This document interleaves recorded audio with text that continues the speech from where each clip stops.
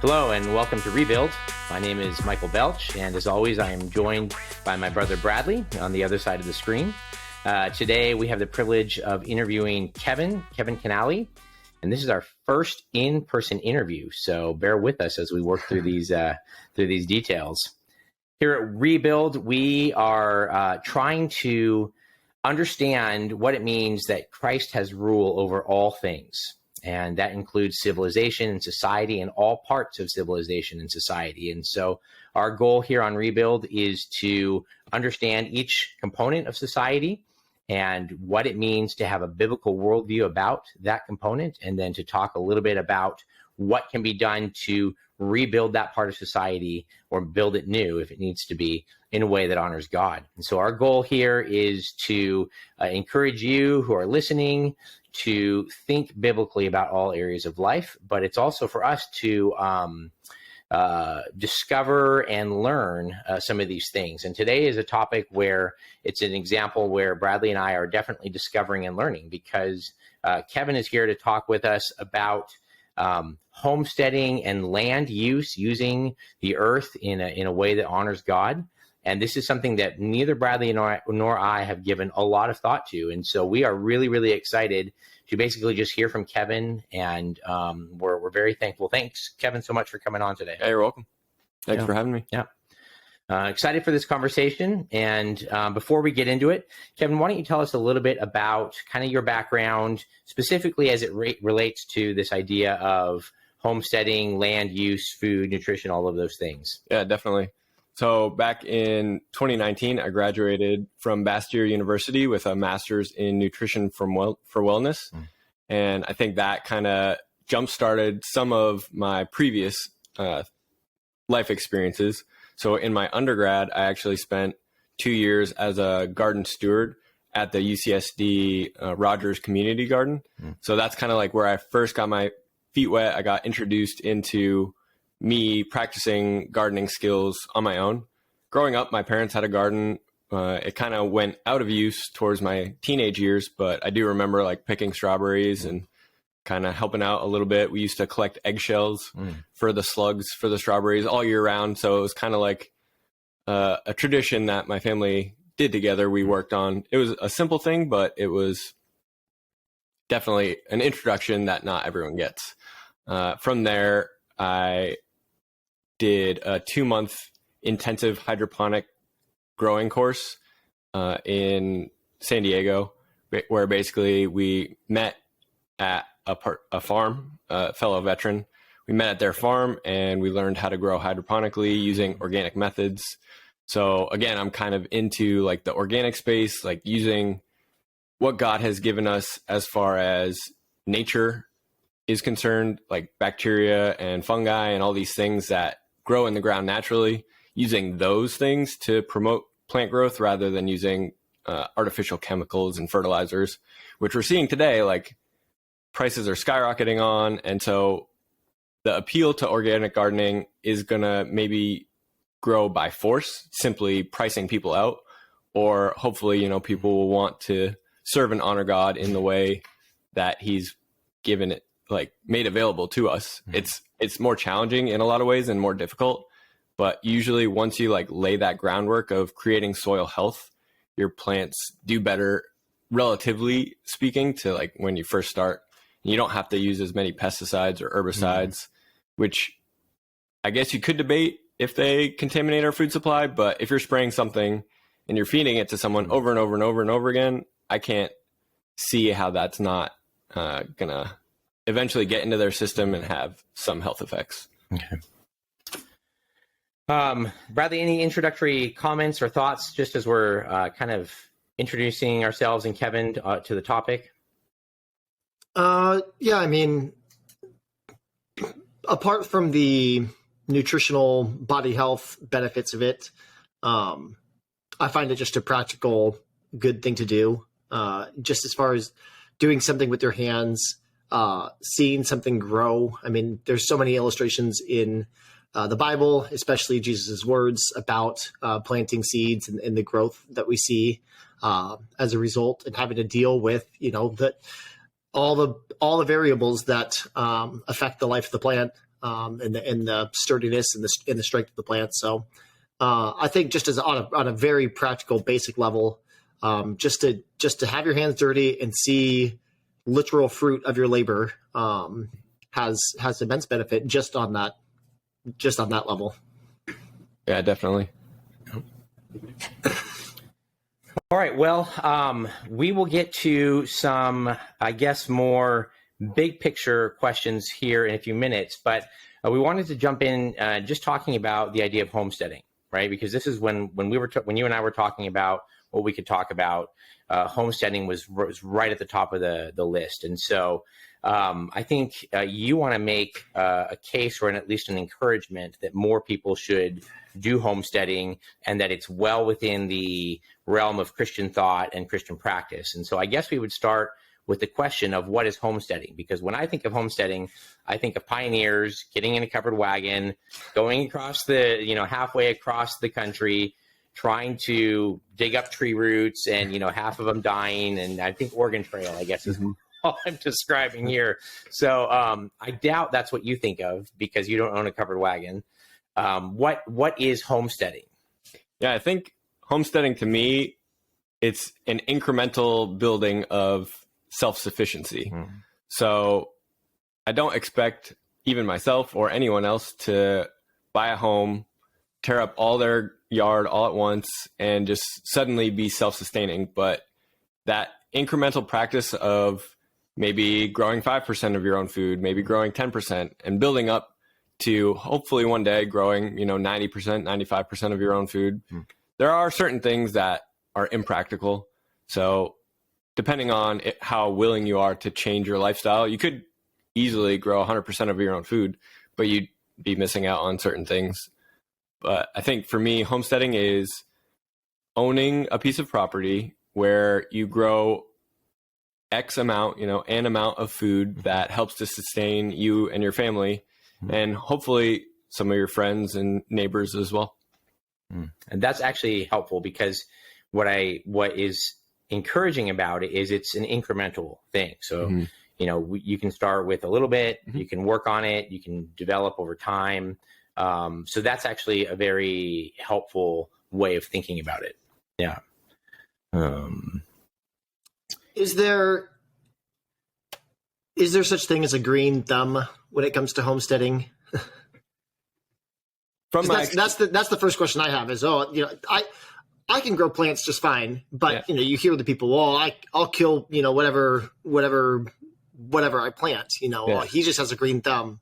Yeah. Is there a notion of that, or is that just kind of a lazy excuse for people? Well, I think the correlation is attention to detail and perhaps a backbone of knowledge and understanding. So knowing that you can overwater a plant and knowing that you can underwater a plant, those are two very good baseline points for where you want to start as far as quote unquote getting a green thumb. But yeah, attention to detail is a very important part. Once you're taught, all you really have to do is dig into the soil a little bit and see, is it wet down there or is it dry down there? And then you can make an informed decision on should I water today or not. It's very hard to put an equation into the mix as far as you could build an algorithm, I'm sure, but I don't know of one yet, where you could just water based on the temperature and the time of year and all those different factors, which you could probably build one. But in my opinion, it's easier, just to dig in the ground and figure out what it is. But yeah, I think there are certainly talents God's given us. And if you're going to give the broad scope of attention to detail as this is very helpful for gardening, for homesteading, for caring for animals, I would call it that necessarily first before I would just say, a green thumb. Anyone can learn how to grow plants and how to be a animal husbandrist. I don't know. I'm inventing words right now, but animal husbandry, raising animals, caring for them. I think anyone can learn these skills, but yeah, they're definitely, God has talented many people in many different ways. And so there's some people who just have that talent naturally and others who have to work really hard to be skilled at it. Much like anything, math, you've got to learn the basics of numbers before you can learn how to add the numbers and then learn how to multiply the numbers. You got to start groundwork somewhere. So yeah, I think it's important, as with most everything in life, that there's a starting place, and that starting place doesn't yield huge production right away. But as you stick to it, I would say discipline would be another. We should all have discipline, self-discipline, and discipline to stick to things. But some people are a little bit more ornery and committed to something that they start than others. So a discipline to stick to it would be another one that I would add. I would, before we move on from kind of the big picture of homesteading, a secondary question I have is, the United States, the world is a big place. What are the practicalities of homesteading with the different climates? How does that work into, because here in the Northwest, we get, 4 months of pretty solid good gardening, but that leaves 8 months of the year. And now there are canning and pickling and jarring and all that kind of stuff. But what are the practicalities of homesteading with dealing with climates and just natural cycles of plant life? Yeah, certainly in the winter, there are crops that can handle frost and being frozen over, basically. Carrots is an example. My parents live in Massachusetts, and they can leave carrots in the bed essentially till the next year. And that's actually how you get carrot seeds, is you leave them for a second year and then they'll seed out.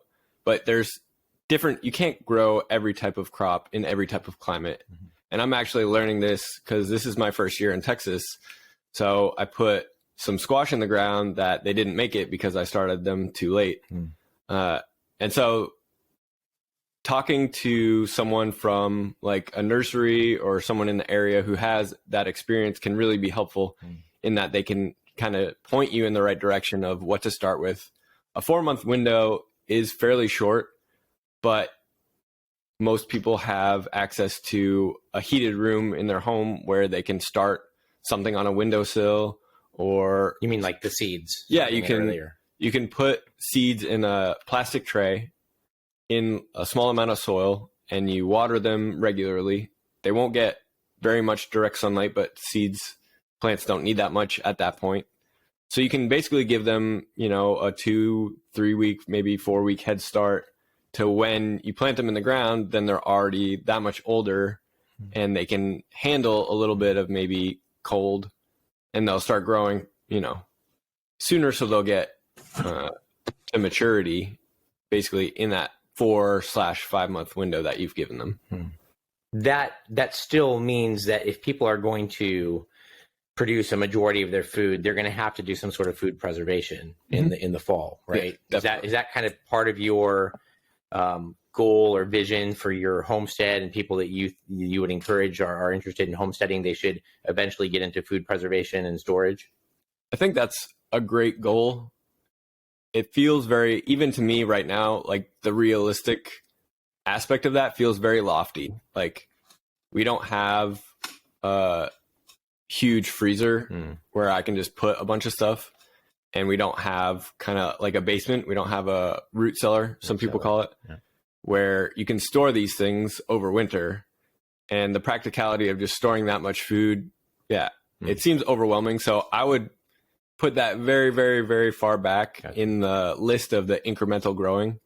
And even if you only, can have food during that warm season, it's still a great place to start, and it's still super helpful.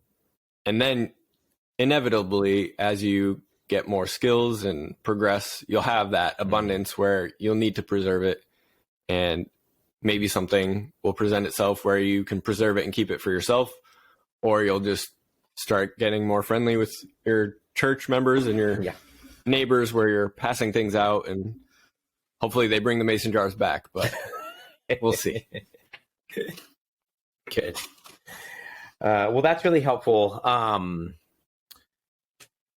getting kind of an overall idea. And we're going to get into animal husbandry a little bit later on, but it's interesting to me that you're including that. So we'll kind of shelve that, but I just wanted to highlight like even including meats and eggs and things like that. So Kevin, do you think that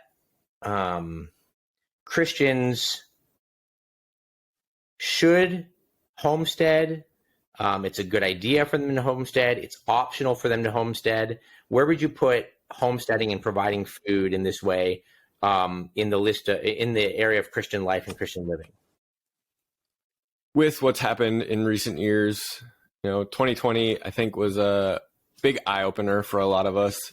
So I think it's very good for Christians to homestead. I think if you're relying on only outward sources for your food, then you're basically putting your health and your livelihood in someone else's hands. And there has been historically a lot of trust in doing that. I think some of that trust is eroding, and some of the facts that are being presented are also eroded. Like eroding are just like the truth of the matter is that we can't rely on these big industries to always give us what we need. And so having at least an out where it might not be comfortable, it might not be enjoyable, but you have food, you can eat, you can provide for your family. I think that, it's very important. Interesting. Yeah, I would throw in there. We live, especially in our food market, in a very global market. Nearly everything. The fact that we have access to every fruit and vegetable year round is a product of a global market. And there is some concern if you look at the dynamics between kind of the vision of a one world order that people like the Davos group are pushing for, the World Economic Forum, versus maintaining national sovereignties. That there is a potential for that to get dicier in the near future, to where that global supply chain is going to get a lot more complicated in how we actually get those products. So I think practically the chances that we have year-round access to stuff is, like you're saying, is it's just going to be very likely more difficult to get some of that stuff like we're used to. And then the alternative becomes, well, what can I do to contribute?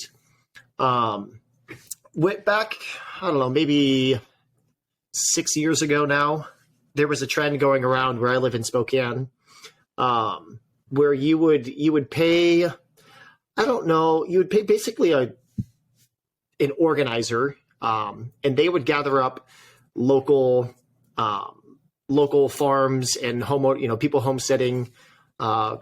They'd gather up crops from those people, and then you'd basically buy a box. And each week you'd go up into a location and you'd pick up a box of fresh produce. And that produce was just whatever was fresh at the time. You got what you got. You didn't get to pick or choose. You just got the box, and you'd end up with, all kinds of random stuff, some practical stuff, but a bunch of stuff's like, well, what do I do with a bok choy? Or, I don't know what to do with this. And that trend here in Spokane lasted about a year, maybe a year and a half. And then people were like, all right, that was a fun little experiment. But is there any risk to just some kind of a practicality that, like, when you do homestead or when you do grow or when you do kind of shift to like a fresh market, like a local market type thing, that you just kind of end up in this realm of, okay, that's great that I have 10,000 eggplants that I can buy, but what if I want to, squash, or what if I want a tangerine? How do we address that as Christians? Is that just a matter of adjusting our mindset, adjusting what we eat, like comfort levels of what we eat, getting creative with what we eat? How do we kind of balance that? We're not going to have everything we want all of the time. Yeah, I think all of us have experienced life in the basically free energy age. So we can pull all of this extra energy out of the ground as gasoline, as fossil fuels, as oil, natural gas and burn it and have all these machines do all this work that either we used to have to do ourselves by hand, an animal would do for us, but we would have to raise and house that animal. So we are just in this very unique time where everything is basically done for us in a nearly for free type way. That is eventually going to come to an end, whether it comes to an end in our lifetime or not. And so having, yes, a mindset shift of, can I eat, and I talk to my wife about this all the time, can I eat a strawberry in January? And if you live in like southern Mexico, the answer is possibly yes. But if you live in Maine or Alaska or something like that, if you have like a greenhouse set up where you can grow your own strawberries, then I guess maybe if it means that much to you, you might make that sacrificial amenity available to you, but most likely no. And so, yeah, having that mindset of maybe energy isn't as free as we think it is, and maybe we should be working towards giving up some of those luxuries. Like we have an incredible amount of luxuries in this country and just in the world in general right now with, you know, all these fossil fuels that we get to utilize. But that may come to an end. And so just kind of maybe even just tapering down a little bit would be helpful for, you know, having that inheritance for our children's children one day, which is something I try to think about a lot. Well, I think there's a principle too of Christian contentment that I've never really thought about in terms of what food I can get in which season. But what does it mean to be content with what God has given to us? And, you know, I wouldn't say, you might disagree with me, I wouldn't say it's sinful to go to the store in January and buy an orange. But we might have to have a heart check of, well, what if I can't buy an orange? Does that ruin my attitude, or am I grumpy or upset, or even just, you know, I should be able to get it. Am I entitled? I should have oranges in January, or whatever fruit it is in whichever season that's not local to your area. So that's interesting. And as you're saying that, what I'm realizing is I need to learn how to start growing coffee beans right away. Global supply chain breaks down. That's the thing where I'm going to get very grumpy very fast. So coffee beans going in next week, I guess, in the Belch family. Speak for yourself. In this Belch family. Yeah. Well, Kevin, what are some, we've kind of painted a rosy picture here, and not a rosy picture, but kind of a goal. What are some challenges when it comes to homesteading? I would say everything. Really. Like, if you want to paint a realistic picture, yeah, it's hard. So I'm trying to do this no-till method where basically you don't like just rip up all your grass and try to kill everything before you plant. And so Michael actually helped me out with this. He came over and you kind of try to loosen the soil a little bit with, it's called a broad fork. And then you cover it with cardboard, because cardboard will eventually biodegrade, but it basically is supposed to keep the grass at bay. And there's some Bermuda grass in my compost. So when I bought the compost, it didn't get hot enough, and it didn't kill every like root or, you know, living part of the grass. And so there's grass popping up all throughout the beds. And then the grass that are in the walkways, I haven't covered those yet. Right. So that's all growing up and growing over into the beds. So God brought a curse upon the land when Adam and Eve sinned, and you will feel the weight of that curse as you try to prepare the land. It should, if you do it like with a sense of steadfastness, where you're out there regularly, multiple days a week. If you're working full time after work, maybe your family can help pitch in. I'm looking forward to the day when my son is old enough to pull weeds. Yeah. But for now, it's up to my wife and I. So getting out there, pulling weeds, paying attention to the plants to make sure they're okay, which obviously you want to do anyways, even if it becomes easier. But there is a lot of work to be done in preparing the land, caring for the land, watching over it, and hopefully reaping the harvest that you desire to reap. What about some of the... Go ahead, Go ahead, Michael. No, go ahead. What about financial cost involved in getting set up and started up? I mean, maybe you don't have to go to your whole yard, but I guess my question is turning into a statement. We just built some raised beds this spring and put dirt in those, and then bought a few things for it. And I'm glad to have them, but the whole process just of building 4 raised beds and filling them with soil and all that sort of stuff, it was more expensive than I thought it was going to be. So there's that sort of, actually, it was the motivation, because my wife and I said to our kids, this is how much we just spent on this. We're not letting these things die, at least from neglect. The heat of the summer, like you said, we also got started a little late, is kind of killing off our squash also.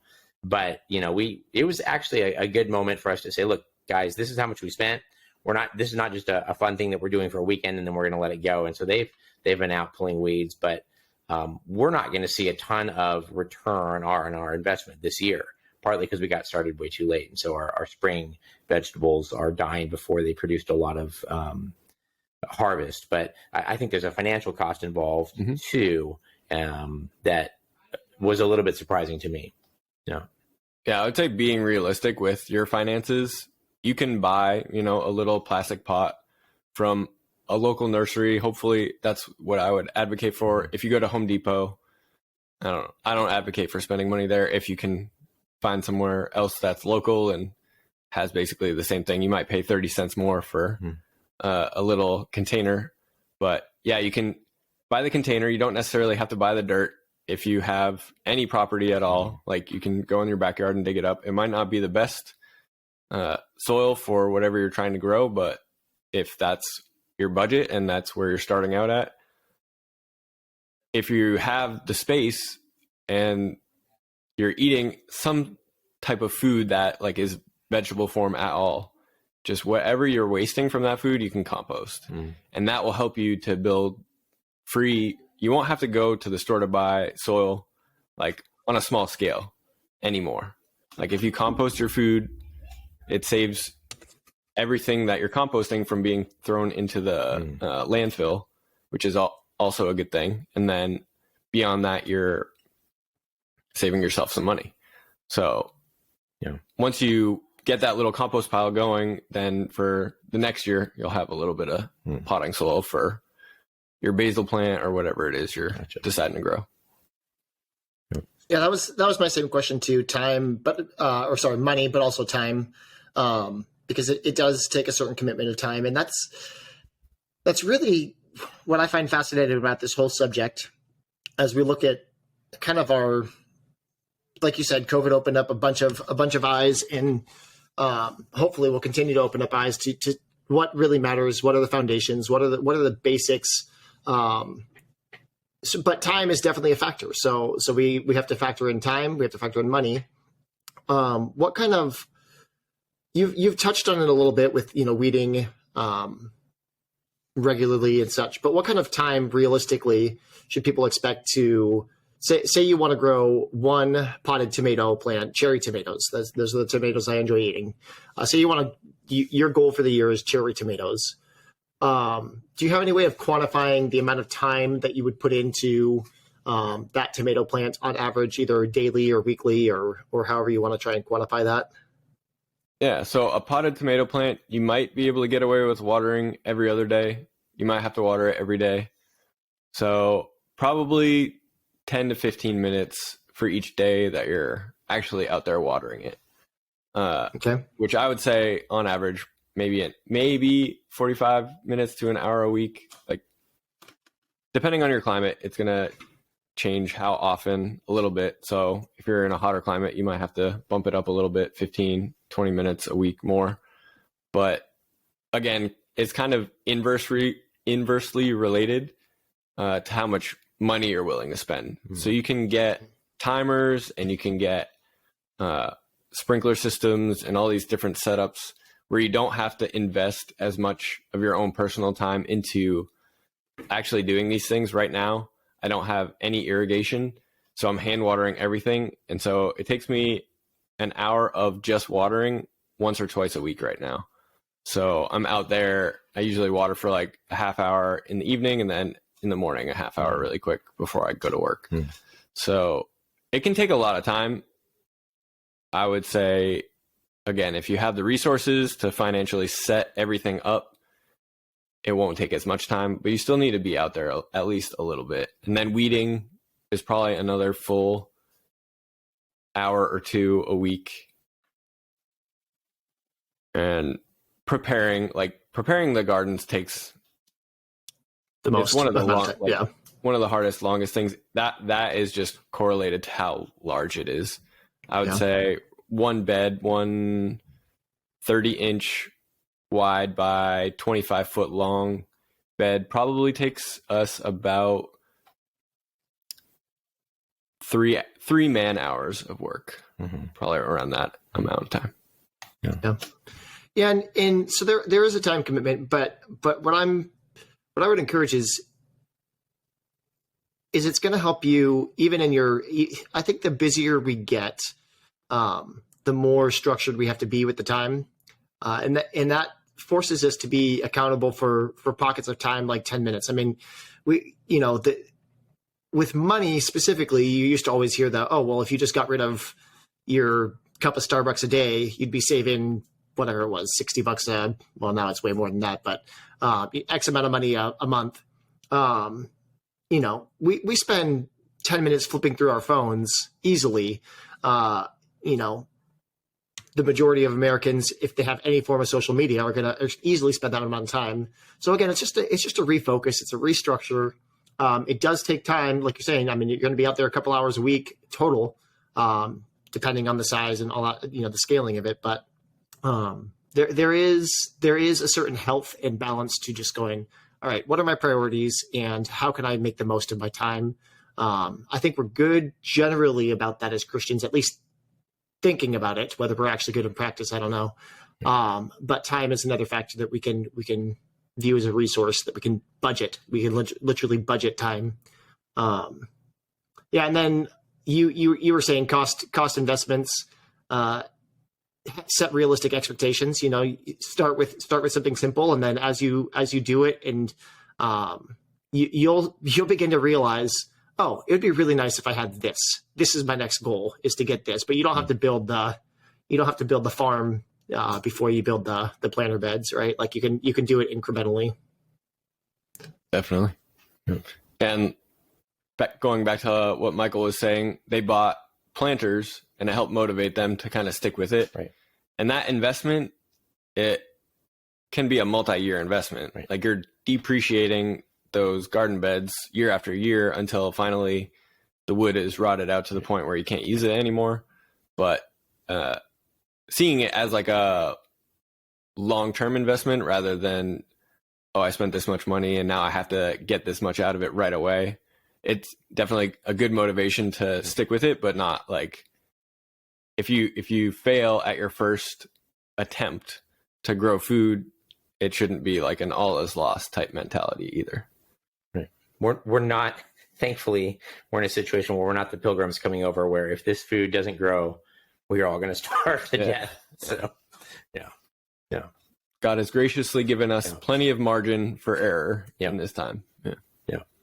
Well, while we're learning, before we move on to husbandry and some of that topic, and maybe kind of the next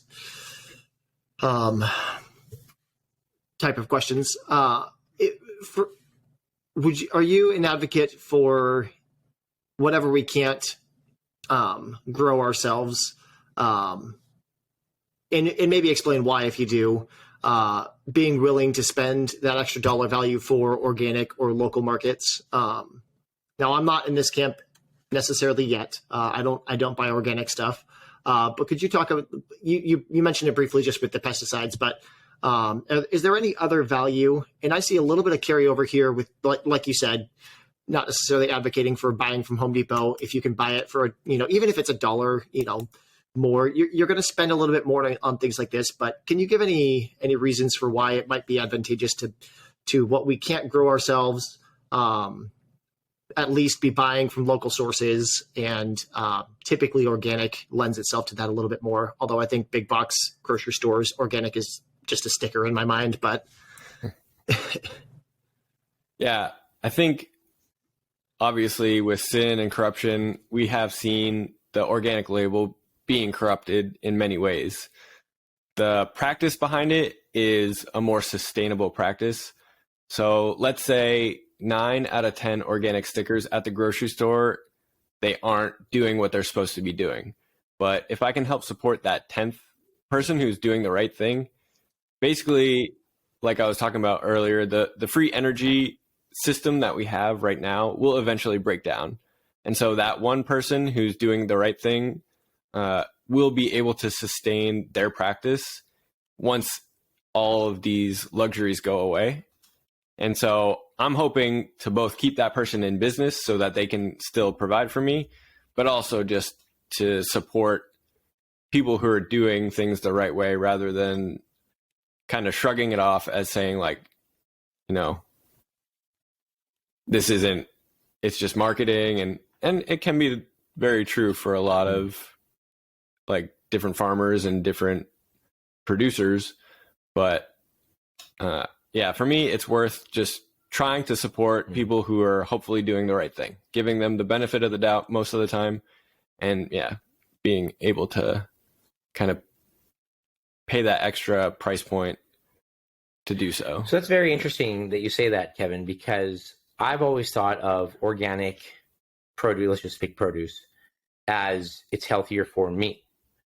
But you are talking about, ideally, in your opinion, organic farming is important because it's more sustainable. And that's kind of a bigger view. It's kind of like the vaccine, right? Like, well, is it for me or is it for society? But I've never thought about organic farming. I've never understood that the goal of it is to be a more sustainable form of planting and harvesting. So talk a little bit about that goal and a Christian perspective. I'm kind of jumping ahead, but you mentioned it because sometimes Christians have a knee-jerk reaction against kind of the extreme green party, which, you know, there's a lot there to reject.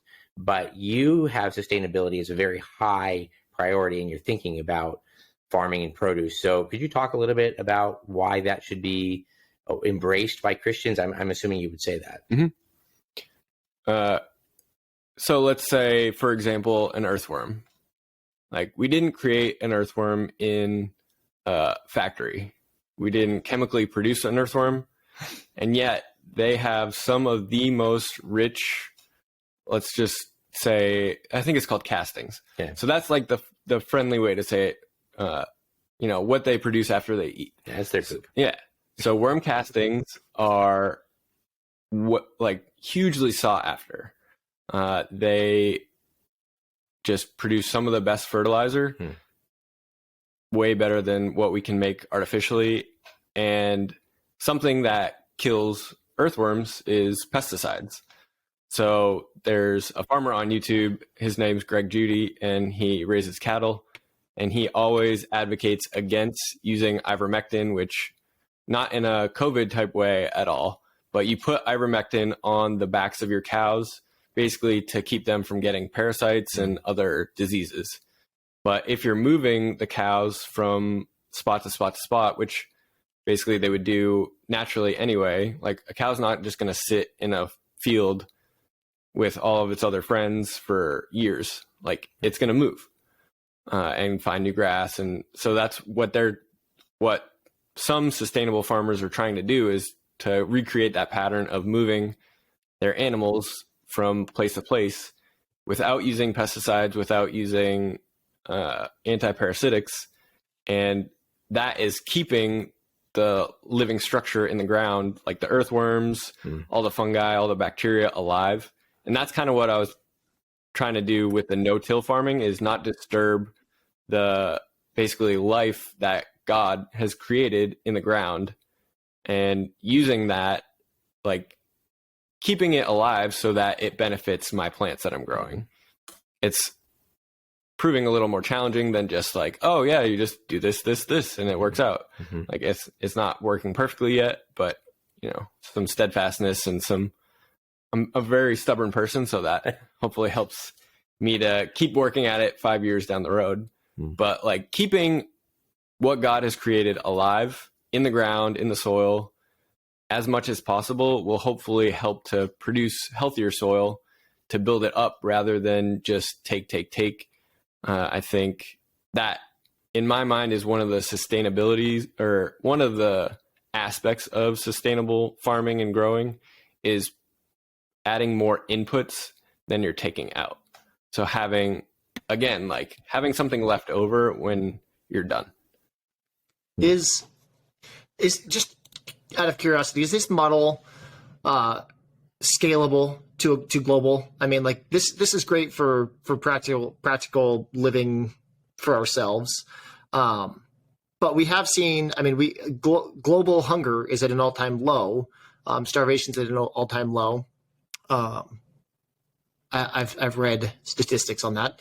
So is this scalable for that? I mean, how do we balance the fact that like global populations continue to increase? Obviously, that's the natural trend. With we need to feed people. We want to be sustainable for ourselves. Where's the balance in that?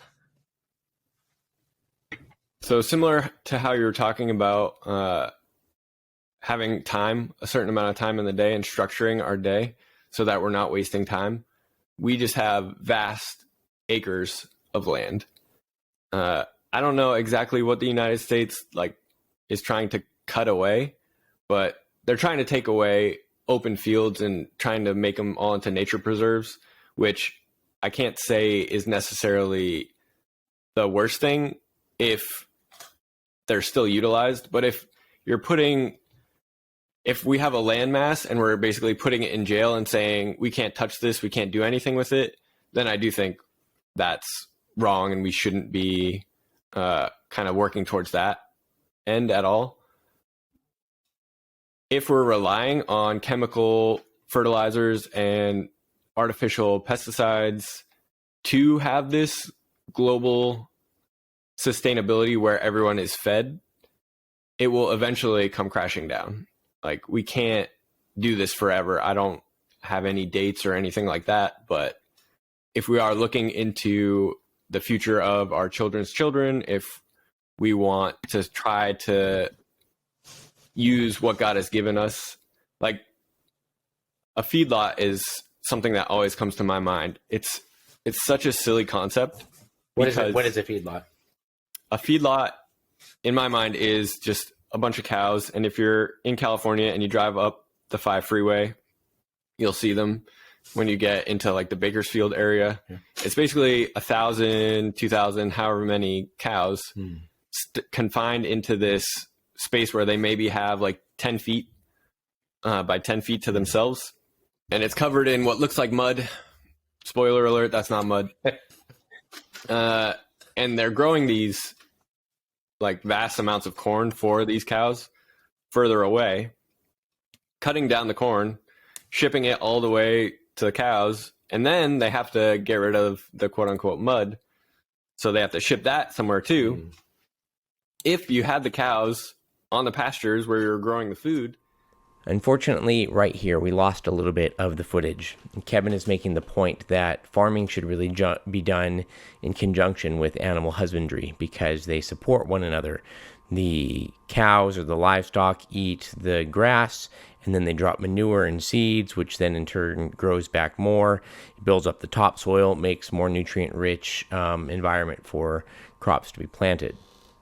He then goes on to say that this is something that they are experimenting with in Africa on large-scale projects, 10, 20, 30-year projects, where they're trying to get animals to come in and drop manure in areas of Africa that have been kind of given over to desert or that have been turned into unusable land. And they're trying to get these animals to go in there over years and years to drop manure to try and develop a little bit of a layer of topsoil. And if that can happen, then they plant some smaller plants there and then have animals start grazing there, which again, with the plants dying, the manure dropping, develops topsoil over time and reclaims back from the desert land that is no longer suitable to use for farming or for agriculture. So we're going to pick it up from that idea that they're trying in Africa with the rest of our interview. All right, so can we pause here for a second, because you said deserts are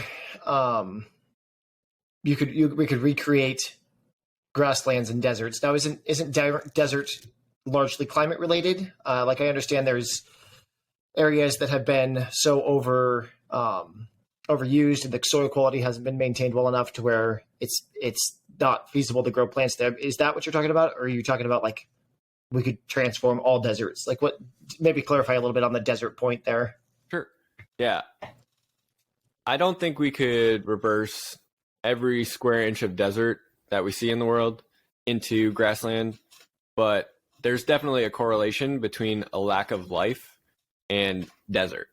So back when we were first settling this country as Europeans, there was about 80 million bison that would roam from, they probably went into Canada, but at least from, the north of North America to down into Mexico each year. And so all along the way, they're eating grass, they're fertilizing the soil, and then we as, I don't know what the best word to put it in as, but when we came into this country, when Europeans started to settle and build railroads from east to west, there was this massive kill-off of bison.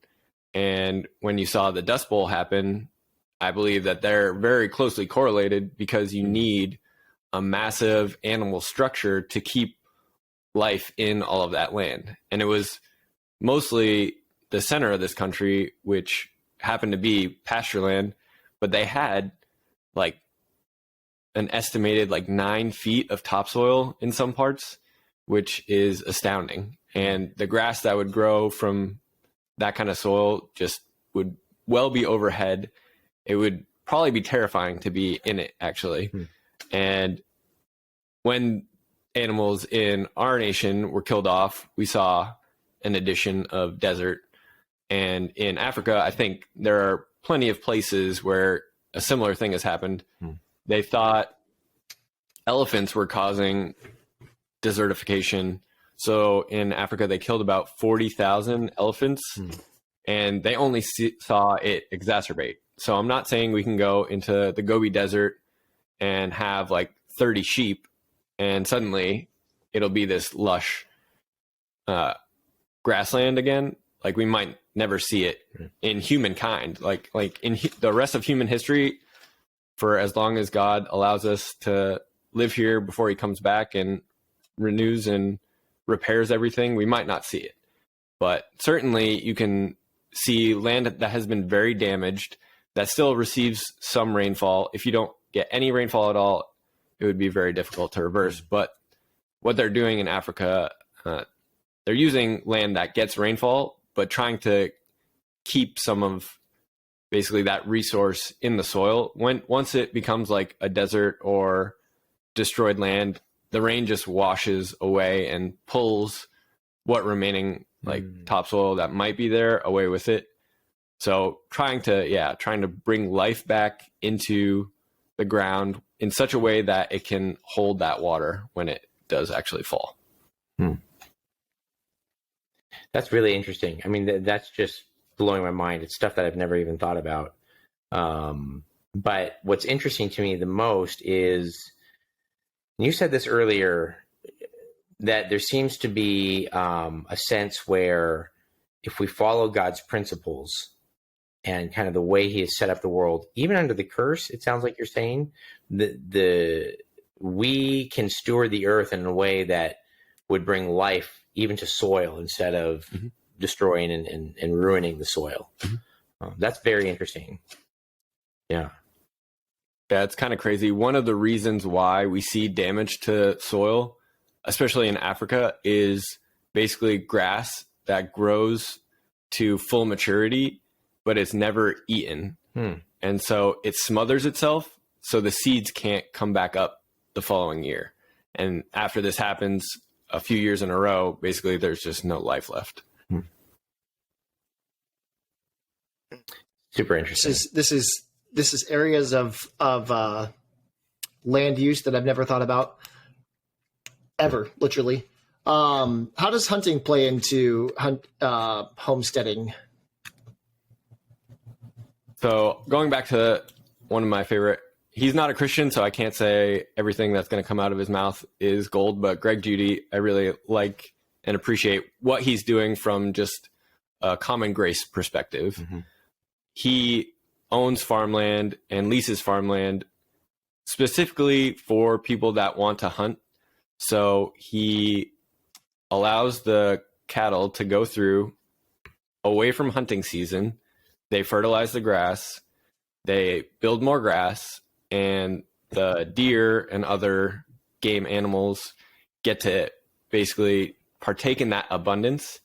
And with that, they grow bigger, they have more antlers, and they're able to be enjoyed by those hunters. Mm. So rather than trying to argue that we need to separate the two, you can actually have more of a symbiotic relationship if the timing is right and if the mindset of like stewardship is there as well. So I would say it would be a benefit if it's done properly. That's great in an ideal, but what often you find is that pretty soon you're going to have disputes of who gets to hunt where and who owns what lands and who owns the fish of the sea in domestic water and international water. So then you get government regulations. How do you navigate the waters of government regulating this stuff?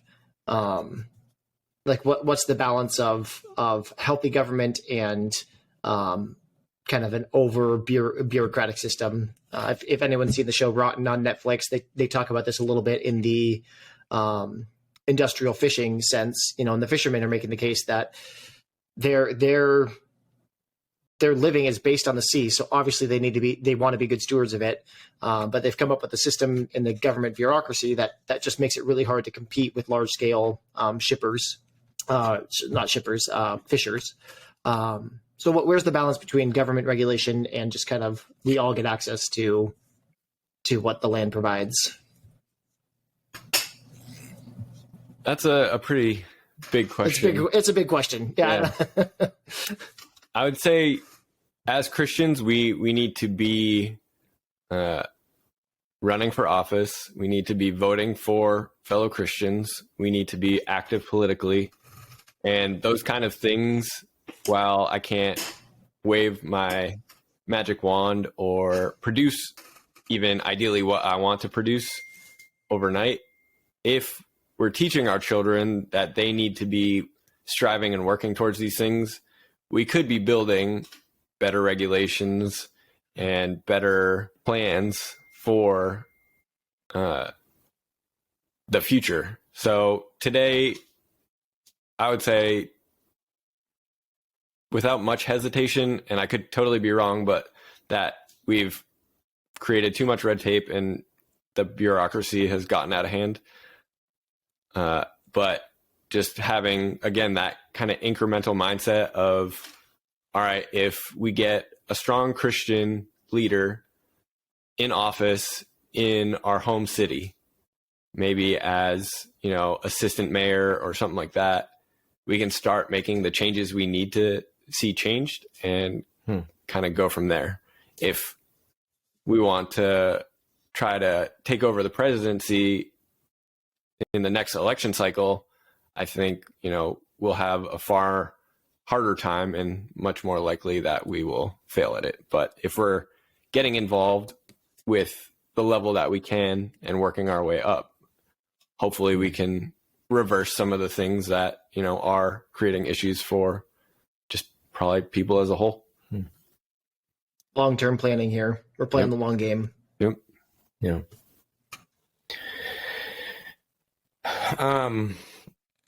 It's interesting because I think, speaking of local politics, I think in Georgetown right now, barring HOA regulations, which is a whole other thing, I think people are allowed to have 6 chickens on their own property at their own house. Is chickens the easiest way for Christians to think about animal husbandry? Are there other things for Christians to think about with Christian homesteading with animals and things of this nature? What's kind of a good place to start with Christian homesteading and animal husbandry? There might be certain situations where you can get an animal that is a little more hardy and maybe even cheaper than a chicken if you have the right connections. I would say for the average person, without any connections, without any know-how, without any desire, chickens are probably the best place to start. You can buy a baby chick for about $2. Yeah. And if you buy 3 or 4 baby chicks, like let's say a couple of your friends want to go in on it together, if you have a reputable source where maybe they'll ship them to you, but they only have X amount minimum, the place I get it from, I think it's 15 chick minimum. Okay. So if you went together with like 4 families and you all had 4 that you like called your own, and maybe you'd luck out and one person would be able to raise them to maturity, and then you would just be able to take the basically 6-month-old chickens and they'd already be laying eggs at that point. If you got that setup going, it would be extremely cost effective to do that. If you all split like the basically baby feed, I'm not sure what the numbers would be, but it would probably be under $100 or $200 like per baby that you're producing to full adulthood. And then once they're adults, if you have 4 chickens or 3 chickens in your backyard, they should basically be free. Like you take the compost that you're not eating, you don't throw it in the garbage, you feed it to them. They will happily eat it. They'll eat pretty much anything. Never mind. You'll save yourself money. You won't have to compost anymore, really, because they're doing it for you. You do need an area, a backyard big enough where they can kind of run around. You can enclose them, like fully enclose them year round. Most people do that. And that'll help keep them protected from predators. But depending on, your costs and what you have on hand, you could skip that part. And it is very like the backyard you need to house 3 or 4 chickens is very small. You could probably get away with like a 20, well, maybe like a 200 square foot area. So like a 20 foot by 10 foot area. And that should be enough. I wouldn't recommend walking around barefoot back there, but if that's like what you have to start with, you get free compost, you basically get free eggs.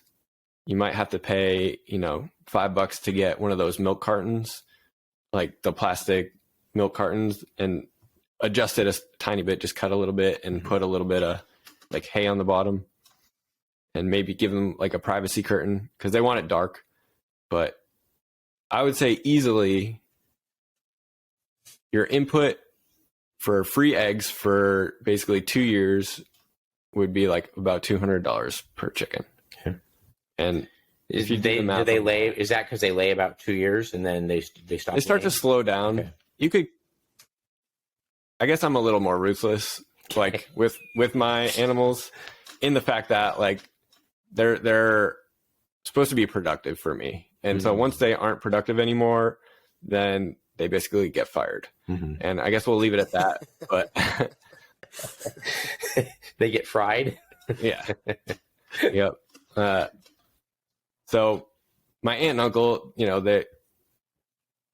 they're keeping their chickens forever till, they die of natural causes, which you could choose to do.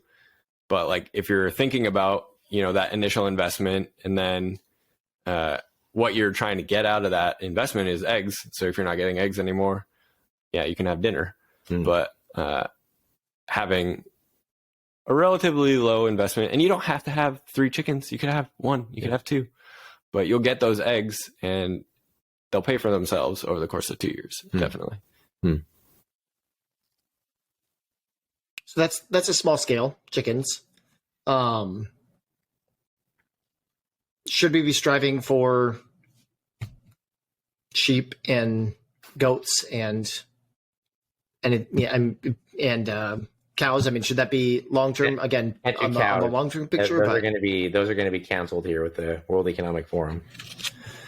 Not if I have anything to say about it. No, but like, are those things that like practically people can, I mean, so like all of this is good on small scale, but like at some point this becomes like full-time job if you're growing a garden and you've got chickens and like, so how do you, what's realistic to what we can achieve with some of this stuff compared to, stuff that we have to source out? I have a follow-up on the sourcing out stuff, but what's kind of realistic goals for, 10 years to be able to get into something?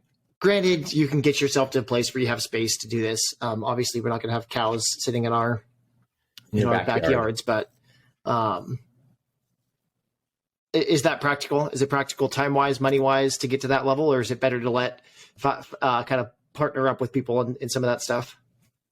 Yeah. So as you first made that question, my answer was going to be some of us, and you kind of followed that up. And yeah, partnering with local people, I would think and suggest as much as we can supporting fellow Christians that are doing this. Let's say you don't have that option, then supporting local is definitely a great idea. If for whatever reason, semi trucks do not make it, if they, quote unquote, get canceled at some point, you want that local source who can give you, let's just say something, maybe they don't have eggs, but they have beef. Then once a year, if electricity is still a thing, then you can put half a cow in your freezer for the rest of the year. And if you have eggs, if eggs are your only thing that you can get locally, at least you'll have that. If it comes to that point where you basically are relying on your local community to get all these things, then yeah, it's better to support what we have today, because they'll still be here tomorrow. We go to the farmer's market and get meat from a guy who does grass-fed beef about 20 minutes away from our house. And it might be quite a walk to go down there and get it one day if that's what we're, if that's the only resource we have left is our legs. But he'll still be there. A semi-truck doesn't make or break his day. So I would definitely say in a healthy church community, we should be raising up a few men who are interested in the subject and are skilled at it into doing this as a full-time thing, for sure. Just like we should be raising up full-time doctors and full-time engineers and full-time carpenters. If we can maintain the kind of norm of professions within our church, then if something crazy happened, we should still be able to hopefully maintain an amount of normalcy in our lives. Yeah, butchers. I know in Spokane, there's 2 butchers. So people that do either pay people to raise their cows or, have one cow on 10 acres that, just grazes the land.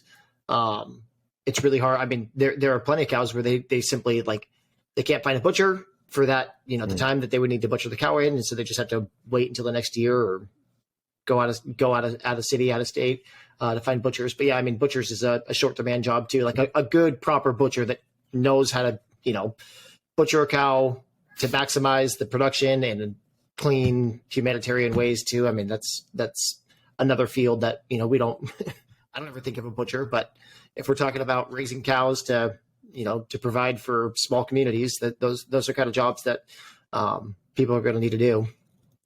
Yeah, definitely. And the reason why you can only find 2 butchers is because of the FDA. They regulate that stuff with a very strong grip hold. So I think there should be less regulation in that aspect, but also that's just the cause behind it. Gotcha. Yeah, I'd be curious. I don't know if we need to get into that in this particular discussion, but I'd be curious your thoughts on the FDA, because we talked about it a little bit earlier we touched on it, I should say.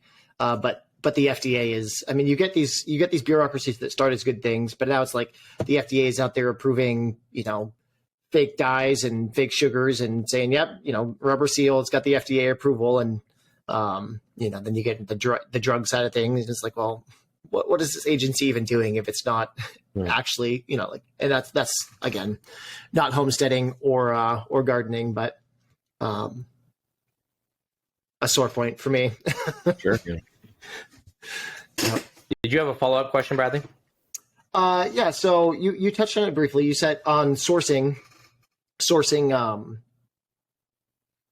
if we can't do it ourselves, sourcing, starting with Christians that you may know in the area, then moving to local.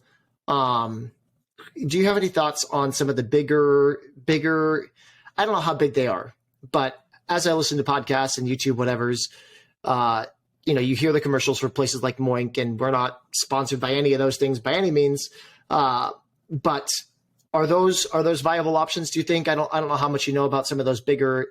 They're bigger in the sense that they have a national reach, obviously, but their goal seems to be very much aligned with sustainable farming, grass-fed farming, and then supplying that to at least the country of America, so that we don't have to be so dependent on the grocery store shopping and the prices that are adjusted by inflation and shipping costs and et cetera. Is that a viable option, or is that just basically like another version of a grocery store marketing campaign? I think it boils down to just energy costs. Can they make their food available still if diesel is $50 a gallon? Can they make their food available still if there's a ban on interstate, so like shipping from state to state, if there's a ban on that ever? Like, maybe, I guess that's a hard question to answer definitively. If that's like the best you have at the time, like currently, or even in the future, I would say if that, meets your standards and your desires, it could be better than the average grocery store. I don't think there's necessarily anything wrong with a grocery store as far as they provide a service and basically they cater to us as customers. So if tomorrow, let's say everyone gets really into Googling farmers that produce organically and they sleuth how to find exactly which farmers are doing it properly and which ones aren't, and then they decide, I'm only going to buy from those farmers, guess what you're going to find in the grocery store? All those kind of foods. Like, foods are made, and yeah, this is another rant, but the foods you find in the grocery store are created so that people come back to them and buy them again. So if the demand shifts, then what they provide will also shift. And if we're trying to basically renew and restore food as a thing, then if we're successful, you'll see the grocery stores change as well, basically. Interesting. Yeah, I mean, I look at places like, because as you're talking about this, I mean, there's a certain like granola aspect to it, right? Like, not necessarily in a negative way. I guess granola has kind of a negative connotation, but I think of places like Portland, where the spoof on them is they won't eat the chickens unless they know the chicken's name and whether they were, like sketches have been done about that.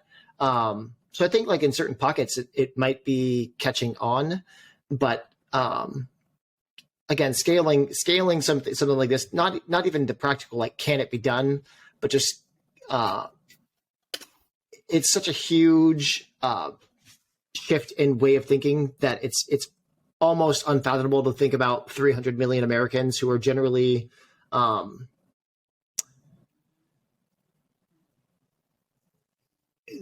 lazy is the uncharitable view of it, but just care about the easiest, cheapest way to get pragmatic, sure, it seems almost unfathomable to get, which is why I ask about places like Oink and, you know, some of those other places, because they are trying to create some sort of a national reach beyond just like the local.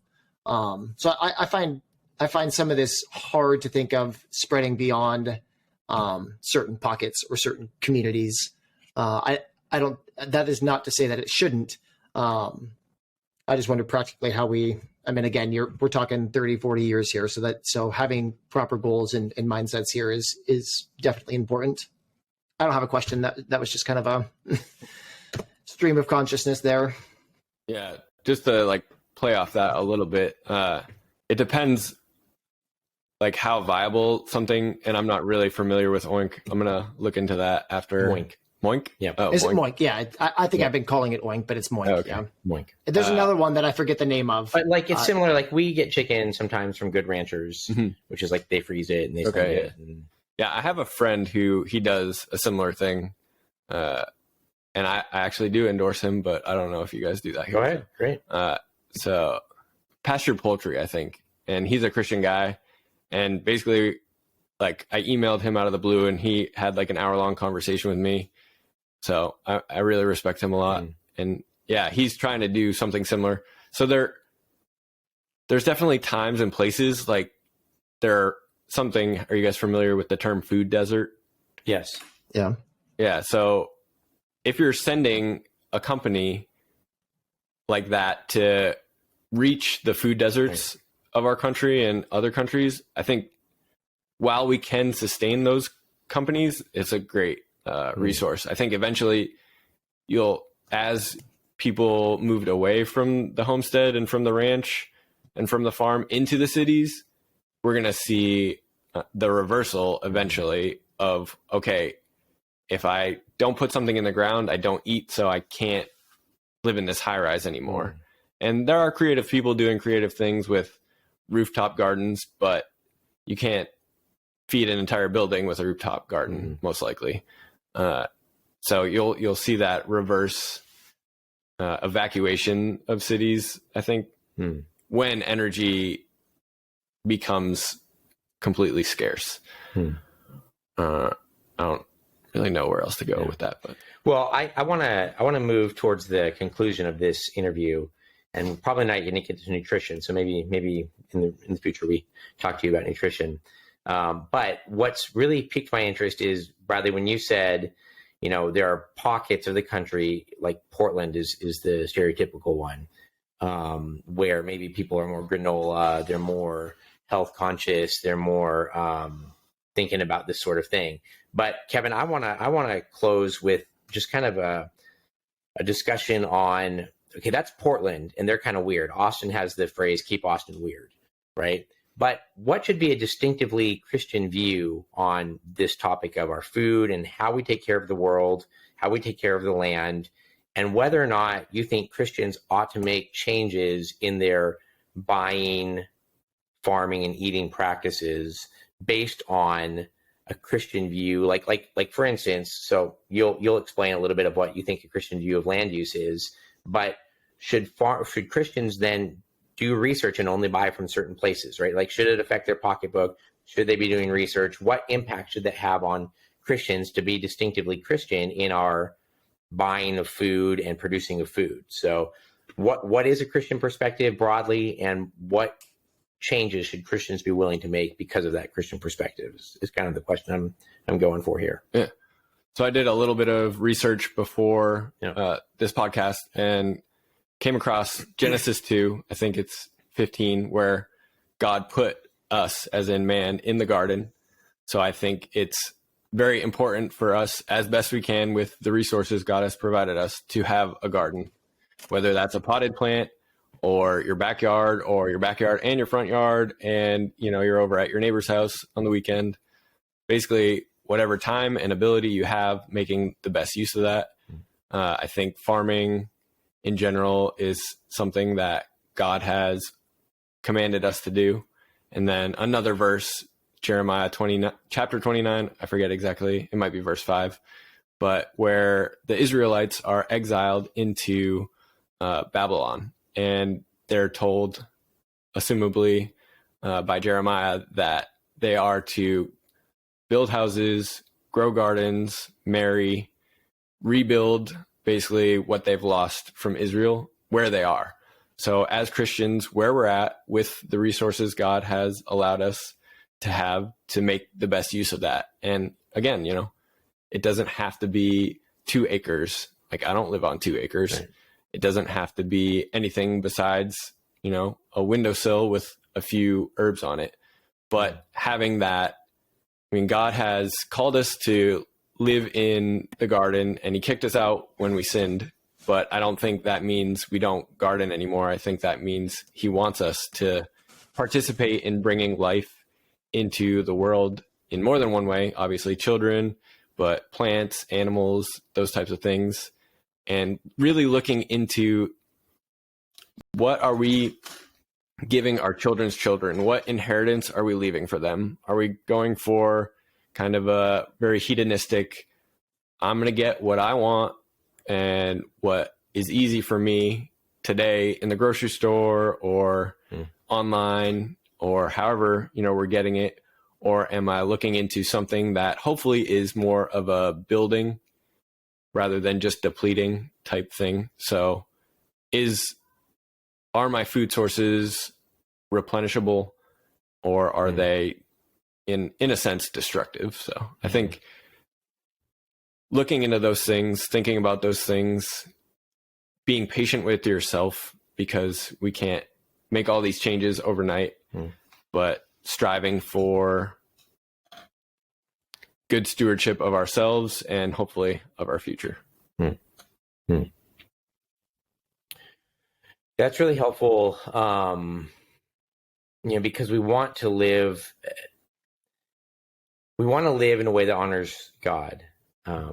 We also have limited time. We have limited time to grow food. Maybe we have limited time to research what are good practices. Like before I started talking with you, a little while ago, I wasn't even thinking about this, right? So do you think Christians should do research onto which products and companies are, cage-free, range fed, sustainable? I would hear the counter argument being, I just go to the store and I buy what I can as long as my kids are going to let me without pitching a fit and get home before dinner and cook it. So what advice or counsel would you have for Christians when they're just thinking about what food they buy, where they buy it, even if they're not growing it all? Is there a Christian perspective on that you think should weigh into buying decisions? I would say probably the easiest way to do this is go to a farmer's market. If you can't find a farmer's market that's like within 30 minutes of where you live, then maybe you will need to spend a little more time researching, but just talking to those people, what you can learn talking from someone for 15 or 20 minutes, it could take you years to research yourself. So being open to those conversations, being intentional about seeking out those conversations can really save a lot of time. And if, I think we've come up with like 3 or 4 different new subjects, but disciplining your children in, being thankful for what they get to eat. So I hear a lot of people kind of say like, my kid won't eat XYZ. Like my son, he's 1 year old, so he doesn't eat everything yet, but he eats what we eat for dinner. Like we don't cook something specifically just for him. And if the day comes where he says, no, I don't want to eat this, I will gladly say, okay, but he's not going to eat anything else. And hunger is a very powerful drive. So if he wants to eat what is for dinner at 8:00 at night instead of at 6:00 when we all eat, he could eat that. But we're not going to give him something new. We're not going to give him macaroni and cheese just because he said, I don't want mommy's rice. So there are definitely obstacles to overcome, but if it really is meaningful to you, then hopefully you'll find a way to overcome them. Yeah, having been ingrained in that specific battle with kids, both as a kid and then now as a parent, that can be a hard thing to commit to. It is extremely difficult to be more stubborn than your children on that sometimes. But ultimately it does. I was a quote unquote pickier eater growing up. And it was hard. I mean, it definitely made it hard. There was a lot of short-term resentments towards my parents and what they were making me eat.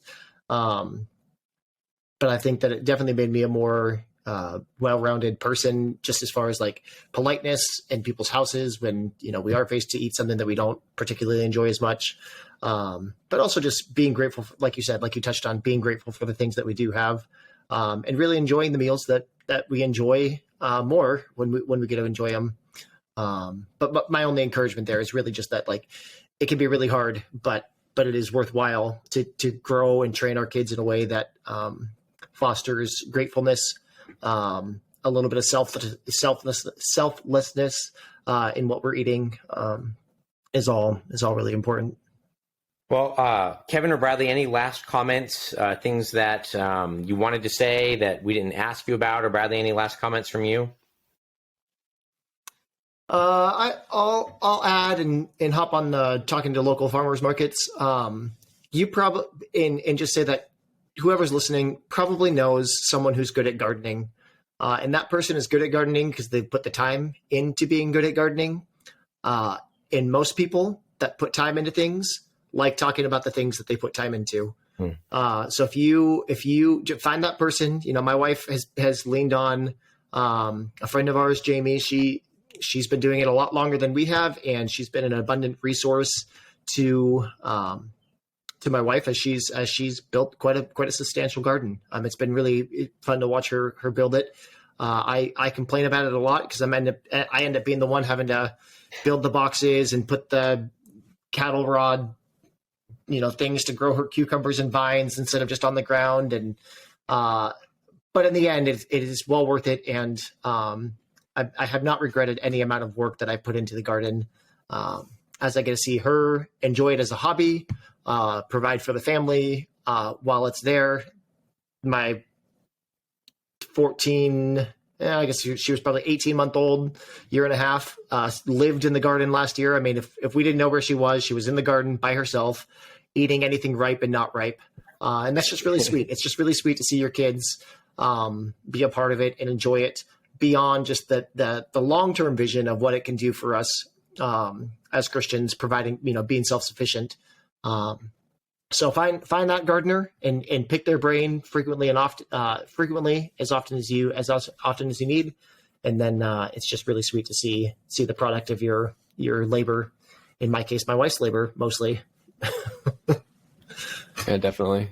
Yeah. Thank you both for allowing me to come and speak today. And yeah, just to bounce off that really quick, I think God created us to be out in nature and to enjoy it. And so just finding those moments where you might hear a bird chirp or you get your hand a little dirty in some dirt, being able to enjoy that and eating your first food that you grew, that can be really rewarding as well.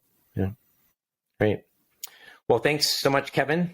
We really appreciate the time. And if it was an enjoyable enough experience, I'm serious, maybe down the road, a talk on Christian and nutrition would be really, really interesting. So for those of you listening, again, like we say every episode, if you're listening to this and you don't see that our follow-up episode has been released, it means you're catching this early. And Bradley and I are working on the follow-up episode where we, just the two of us, kind of talk about it and pick through it and pull out implications. And if you had comments or questions or things that you wanted to say, feel free to email us or contact us.